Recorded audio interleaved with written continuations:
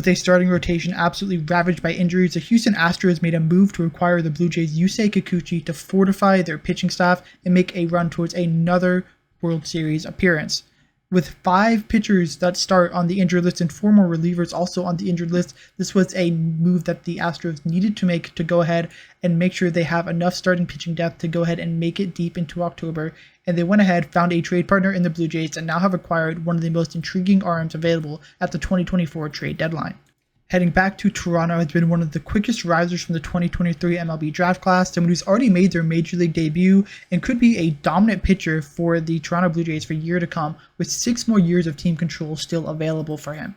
In this video, we'll dive right into the Yusei Kikuchi trade that just happened, talk about what he means for the Astros, as well as the 3 prospects that are heading back to Toronto in this deal. This is a huge trade and will have big ramifications on both teams for the long haul. Before we begin, it would mean a ton if you could subscribe to the channel. The easiest way to help me out will get you more baseball content for almost every trade that happens this deadline, as well as other great video essays about baseball from me and other content creators out there as well. Without further ado, let's dive straight into this Houston Astros Yusei Kikuchi trade that just happened a couple minutes ago. 33-year-old Yusei Kikuchi is in his 6th year playing in the major leagues after playing a little bit in Japan before coming over, signing a 3-year deal with the Seattle Mariners, and then signing another deal 3 years with the Toronto Blue Jays. He currently leads the major leagues in games started with 22 in 2024, and the 2021 All-Star has been an intriguing piece that a lot of people expected would be traded ahead of the 2024 deadline, after the Toronto Blue Jays mentioned that 2024 wasn't the year, but they were going to go all in 2025. And with Kikuchi impending free agency this upcoming offseason, it made sense that he would be one of the next players moved at this trade deadline. Kikuchi has been better than what his results have really suggested so far. His 4.75 ERA and 4.9 record is more of an incident of bad luck and just being with a team that is below 500 than anything. His 3.64 FIP indicates he's had a very good year. As a matter of fact, that's his 2nd lowest FIP, fielding independent pitching, which aims to measure the pitcher's actual ability, removing variables like defense from it and other random effects. So he's been an above average pitcher by that metric this year, and seems to just have gotten unlucky with run prevention and has therefore lost a lot of games because of it. But he's definitely had one of the better years of his career. He's striking out a lot of batters comparatively to what he has been previously as well, and that's a very good sign for an Astro team that is known to unlock what they need out of players. With Kikuchi being a starter, striking out 26.2% of batters in 2024 and only walking 6% of them, the Astros, if they want to make any adjustments before he hits free agency, are going to be able to, because they're going to be minors. There's nothing major they need to fix. They can tweak something, find a different grip on a pitch if they want to, and really make adjustments to make Kikuchi an even better pitcher. The Astros are known for their pitching development, amongst other things, but at the end of the day, they do know how to work a pitcher and make them meet their full potential, and Kikuchi definitely has that ability. He's never been an ace, but he definitely has been a solid number 2, number 3 starter in the past, and with the serious injuries that the Astros have had in their starting rotation, it's a much needed addition to go help them win another World Series in 2024. The player heading back to the Toronto Blue Jays in this deal is Jake Bloss, who originally attended the University of Louisiana at Lafayette, double majoring in math and economics, and graduated in just 3 years before transferring to Georgetown, working on a master's degree in economics while winning Big East Conference Pitcher of the Year and being the highest draft pick in the history of Georgetown University in 2023, signing for just under $500,000 as a 3rd-round pick. Bloss has an interesting 4-pitch mix highlighted by his fastball that has reached 97 miles an hour, but it's not really the speed, but more of the release point that creates issues for hitters.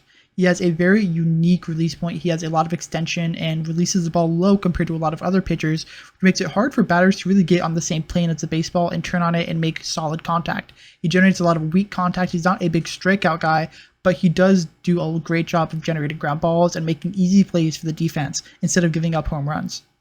He does a great job with spin efficiency, maximizing the movement he can get out of his spin, and his primary secondary pitch and upper 70 curveball is something that has a lot of break as well, and is something that complements that fastball very, very, very well, and is really a big calling card of his. He also has a plus slider that comes in the mid to high 80s with a lot of cut, and he has a very good command of that pitch, more so than almost any other pitch. He also has a changeup that is just a nice off-speed pitch, but it's really not something that hitters are going to be super scared about. He needs to get a little bit more break on it and find a little bit better command on it to really make it a good pitch, but it definitely has potential, and he's young enough, only 22 right now, that he can definitely go ahead and refine that pitch and be a very good player. He has average control, which is always a plus. He definitely projects to be a nice 4-pitch starter. He has the potential to maybe be a number 2, number 3 person in the rotation for a long period of time. And at only 22 years old, he definitely has the potential to be a very good player for a lot of years to come in the major leagues. Heading into 2024, he was ranked as the Astros' number 9 prospect by MLB Pipeline, and currently in Baseball America, he's ranked as a number 2 prospect after he's had a very dominating 2024 season. After starting the year all the way down in high A, he's already made his major league debut. He's dominated the minor leagues this year in 2024, and with 3 option years left, there's a lot of intrigue and hope that Bloss can be a very good player going forward for the Blue Jays, and with 6 years of team control, there's no doubt that he has that ability. Also heading back to Toronto is Joey Loperfido, who made his major league debut earlier this year. He's a utility player. He was signed in the 7th round of the 2021 MLB Draft out of Duke, where he put up very good numbers and won ACC Tournament MVP honors his senior year, which was the first time the Blue Devils have ever won the ACC Tournament in baseball. The lefty was a big power hitter. He liked to hit the ball, he liked to swing, and that was something that wasn't really working for his game out of college. So the Astros really worked on him to go ahead, fine-tune his swing, change his approach, and make it so he'd start making more contact instead of just going for the fences. That's really helped him improve his game, make him a potential for a league average hitter with some league average power instead of having a lot of swing and miss, and potentially hitting 25-30 home runs in a season. He's also got some potential to steal a couple bases as well. He's got decent running speed, above average, but he hasn't used it on the base path just yet. But he definitely has the potential to be a threat going forward. He has 11 already on the year across both the major leagues and AAA. He's decent defensively everywhere. He's definitely more of a utility player than he is someone who has a defined position, but he's someone who you should be content starting almost every day. Although he has graduated from prospect status according to MLB Pipeline due to service time, he hasn't met the at-bat threshold that Baseball America uses, meaning that he's still a prospect there and was recently re-ranked as the number 5 prospect in, again, a very weak Houston Astros system. But if you remove the newly drafted players like Walker Janek, who have yet to make their debut, it's a number 4 prospect in their system.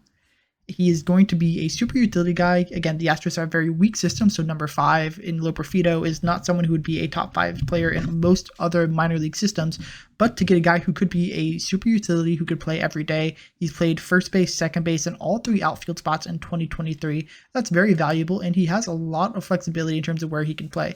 The major league level, he's played first, he's played all 3 outfield spots as well as coming in as a DH. So that flexibility will be very valuable for the Blue Jays as they go and look to contend in a couple years. The third and final player heading over in this deal is the son of potential Hall of Famer Billy Wagner, who's on his 10th year of the Hall of Fame ballot, in Will Wagner, who was the 18th round pick of the Astros in the 2021 MLB Draft and really stood out from his high baseball IQ. But so far, he's shown that maybe he has the ability to be a bottom-of-the-lineup player who is most likely relegated to first base, but could be a nice bat that could have a lot of play at the major league level if he can go ahead and continue to hit at a high level. Wagner is not great defensively. He's below average at third, below average at second, which is why a lot of scouts do think that the lefty hitter is going to end up somewhere at first base, as he really doesn't profile well at either of the 2 positions he actually plays. Maybe he DHs, and that's part of the reason why the Astros were okay trading him, as they already have Yordan Alvarez, who's basically taking over that DH spot pretty regularly and is doing a great job of that. But in 2023, he's doing a great job at AAA. His first taste there, and he has a really nice 307, 424, 429/9, and 853 OPS in a very offensive-heavy environment in the Pacific Coast League AAA affiliate. And that's allowed him to go ahead and get the promotion now potentially to go ahead and play for the Toronto Blue Jays sometime in 2025. He's going to need to be added to the 40-man roster, and given that the Blue Jays just traded for him, I think he will. He's not a great defensive player. Again, you'll probably end up having to be a DH, but now that Justin Turner has been traded, that spot has now opened up, and you might as well go ahead and give him a shot. If you're going to go ahead and acquire a player close to the major leagues, I think you can give someone who doesn't have a defensive home but has the offensive profile to potentially be a good player a shot to go ahead and prove himself that he can hit at the major league level. You can always stick him at DH and be happy with that. Now that we've gone ahead and talked about all the players of this deal, let's go ahead and give each side a trade grade. And normally I do one team at a time, but in this instance, I think it's probably best if I go ahead and just show you both the grades at the exact same time. This, in my opinion, might be one of the worst trades in trade deadline history, which is why I'm giving the Blue Jays an A+ and the Astros an F-. When I look at Yusei Kikuchi, he definitely has the potential to unlock something, and the Astros are one of the teams that could do that. They have a very good pitching development and pitching refinement organization. They're known for allowing themselves to unlock the most out of pitchers and allowing pitchers to really meet their potential, and they definitely could do that. But what I'm scared of is for only 2 months of Yusei Kikuchi, let's say he doesn't end up doing exactly what the Astros want and getting into that next gear, and maybe that unluckiness continues. Is he starting in the postseason? Framber Valdez and Ronald Blanco have had great years so far. Hunter Brown's also had a great year, especially the last couple days. And then you're asking if Spencer Arrighetti is going to pitch. If someone like Justin Verlander comes back for the postseason, where is he going to pitch if he starts having a couple bad outings or even a couple good outings? You have enough starting pitching that I don't know if Yusei Kikuchi is an upgrade. And it's only for 2 months. It's not like he's coming back next year. He'll be a free agent. And then you add on what they gave up. And this is where the Blue Jays really just excelled. If this trade was just for Jake Bloss, I'd still think it was a little bit of an overpay. And I don't think the Astros really had the best option if it was just Jake Bloss, which was originally reported. If this was just Loperfido, maybe a little more manageable. Loperfido and Wagner, maybe the most I'd really be willing to say this was a fair trade. But to throw a top 100 prospect on a rental that I don't think is really going to work out well for the Astros is just asinine. This is a horrible trade for the Astros, in my opinion, and I'm willing to eat my words. I could be 100% wrong. Kikuchi could be the reason they win the World Series. He could be starting Game 7 for them. But I really don't think this is it. I don't know how well the Blue Jays are going to go ahead and take Jake Bloss and develop him. Granted, he's already made the major leagues. He's made a lot of the adjustments he needs to get to this level. And a lot of these players are close. These are all players that are going to contribute in 2025 when the Blue Jays want to go all in. We'll see how things end up, but I am really curious what the Astros are really thinking. They have a weak farm system, so it's not like top 5 meant he was really top 5. You know, these players are definitely lower in the rankings, but I just don't love this trade. I think it's a very heavy investment in Yusei Kikuchi by the Astros, and I just don't know if things are really going to work out the way they think they will. Obviously, I'm not trying to be pessimistic. It's a trade deadline. Fans should have hope for their team, but I do think the Astros gave up a ton in this deal, and it might come back to bite them. And thank you for getting to the end of the video. I know it was pretty negative there at the end, but there was going to be a ton of other trade videos where most of them are a lot more positive and glowingly about the players received and a lot more optimistic for these teams. So go ahead and watch those if you're interested. And again, the easiest way to support me and get more baseball content on your YouTube For You page is to go ahead and subscribe to the channel and like the video and comment what you think about this trade. Do you think the Astros won? Maybe I am off base, but I'd love to hear your opinions down in the comments. Thank you again, and I hope to see you in the very next video.